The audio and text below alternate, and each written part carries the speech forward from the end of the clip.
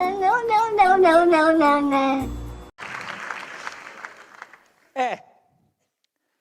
Арно, ама носталгија почна да ме пука. Сакав да си се вратам дома, меѓу своите, да ја видам мама, тато. И кога дојдов дома, све беше супер, пред врата дојдов не дома, зашто татко ми не сакаше да ме пушти внатре. Джабе мајка ми му збореше, он не кеше да чуе. Јас сега, за да му докажам на татко ми дека можам да бидам голем маж, без разлика на тоа што го примам од позади, шо направив? Се вработив у полиција. Јако баба ми кога бев мал, вака ми викаше: Кире, учиш школу да работиш у канцеларију. Ако не учиш школу, ќе будеш жандар. Само за жандар не траже школу. И куче од улицу да го однесеш у полицију, вуче ќе стане.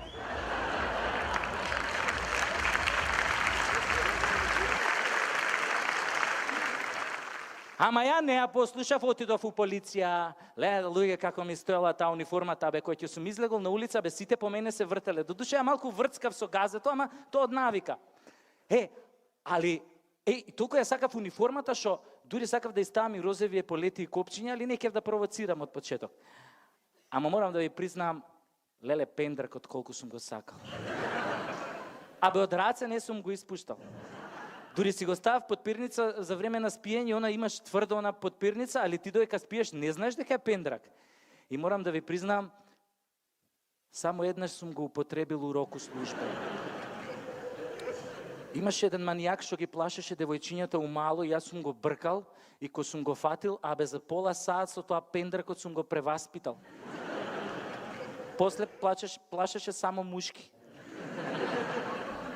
И така ја го земав пендракот после употребата и го однесов на хемиско, и таа што работи тамо ми вика: вика, господине полицај, следниот пат барем после интервенцијата стави или пред интервенцијата ставете му кондом. И добра сега. Арнама, овие старшиниве разбраа како сум го преваспитал јас овој манијаков и ме пребација, ме однесоа во Увидна. Леле, во Увидна колку има луѓе тамо живот, колку се богати полицајците што работат во Увидна. Ја прво мислев дека они приватизирале некоја раскрсница за евро, ама после сватив шо е штосот. Седам ја така еден ден у таа Крајслер со колегата и лижеме сладолед на стапче. Кога сум со тој колега, многу лижеме и се такмичиме кој побрзо го излиже, тој искача надвор и лепи казни, значи негова смена. Али пазете, не смееш да грицкаш, само лижеш. И така ние лижеме сладолед и у тој момент гледам една нова Тојота застанува на црвено светло. И у тој момент еден тип на точак изгуби контрола на воланот и со сета сила се бапна оваа Тојотава. Овој колегава срипа, ги извади тоа гаките од испотениот гъс, тргна кон овој несреќава удесов, ја тргнав веднаш по него и како дојдовме до колава, овој возач што беше на Тојотава, еден целиот така бланширан, излезе од Тојотата и почна да му се дере на овој што го удри со точакот. Па гледаш ли каде возиш наркоманиште едно джанкерско? Па нели гледаш колку васпитано си стојам овде на семафор со чичка нова кола и ти се најде да ми ја демолираш шабанарио една селјачка. Па вчера татко ми ја купи да ме почасти за отварањето на мојот нов салон и ти се најде тука да ми ја удираш мастурбанту еден дркаџиски.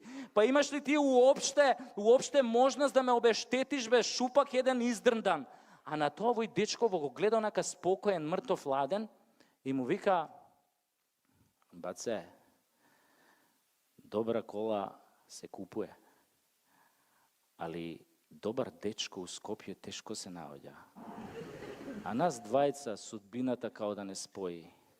Судбината како да сакаше да ти го бапнам аутото. И на тоа овој бланшираниот смени израз на лице, смени овој боја на глас и му вика: леле брате, каде те удрив, многу да не те боли, ај кажи ми каде те боли, на кое место те боли? А овој му вика: баце, има едно место што ме боли, ама треба да го бубиш за да помине. И на тоа се фатија двајцава за рука, си влега у колата, а мене она милина околу срце, затоа што тогаш сватив дека сепак постои љубов на прв поглед. Али овој колегава мој не ја свати таа работа, се изнервира и вика: чекајте бе, застанете, а за Увидов кој ќе плати?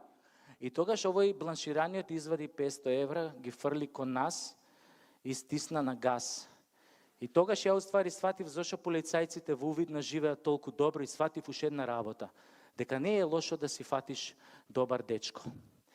Арно, ама, татко ми исто како и баба ми не се импресионираше нешто што ја сум се вработил у полиција. Ја што направив? Викам, морам да влезам дома, ој не ме пушта дома. И што направив ја? Отидов во армија. У армија е супер, све мужи, тоа сите униформи исто.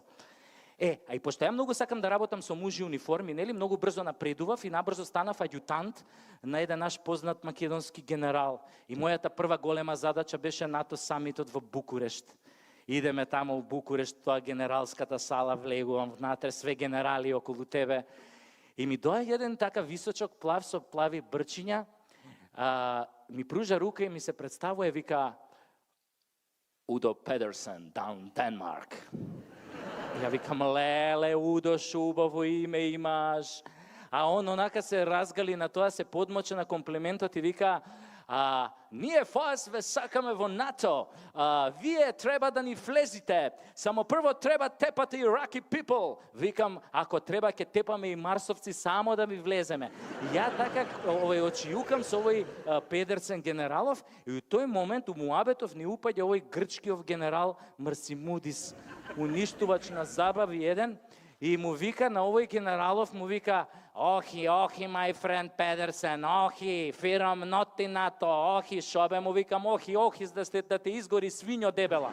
И на тоа овој многу се изнервира и почна да вика, охи, фирам и НАТО, Скопјано малака, охи, Америка is not leader today leader is Greece, ние Греко стави на Скопјано вето, фирам ноти НАТО. Викам, ако вие Греко турист на Скопјано вето, тогаш да даде Господ, овој ни за гриз да немате. И тогаш му фрлив клетва, и он не знаеше дека клетва фрлена од Педер брзо фаќа, и така и беше.